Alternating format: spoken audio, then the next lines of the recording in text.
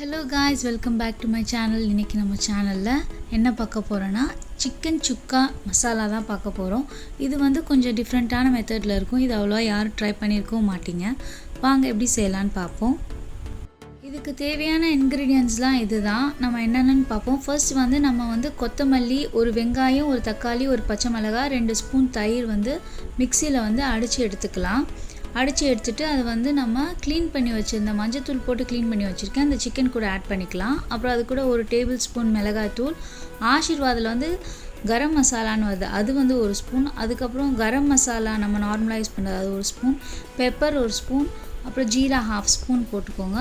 அதுக்கப்புறம் வந்து கறி மசாலா தூள் வந்து இது வீட்டில் நான் அரைச்சி வச்சுருக்குறது, அது நான் கொஞ்சம் ஆட் பண்ணியிருக்கேன். அப்புறம் ஜிஞ்சர் கார்லிக் பேஸ்ட் கொஞ்சம் ஆட் பண்ணிக்கோங்க. அப்புறம் சால்ட் போட்டுக்கோங்க. போட்டுட்டு எல்லாத்தையும் நல்லா மேரினேட் பண்ணி ஒரு 4 to 5 hours வந்து ஃப்ரிட்ஜில் வந்து ரெஃப்ரிஜரேட் பண்ணிடுங்க.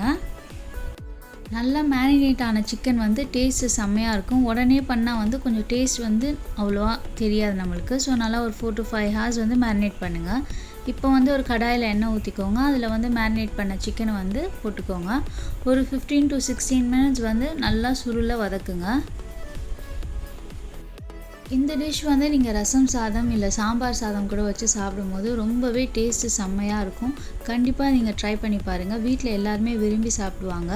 இப்போ ஒரு 15 minutes கழித்து பார்த்தீங்கன்னா நல்லா எண்ணெய் விட்டு இந்த மாதிரி சுருண்டு வந்துருச்சு. அவ்வளோதான், நம்மளுக்கு ரொம்பவே டேஸ்டான சிக்கன் சுக்கா மசாலா ரெடி. நீங்களும் ட்ரை பண்ணி பாருங்கள். எப்படி இருந்துச்சுன்னு கமெண்ட் பண்ணுங்கள். சேனலை மறக்காமல் சப்ஸ்கிரைப் பண்ணுங்கள்.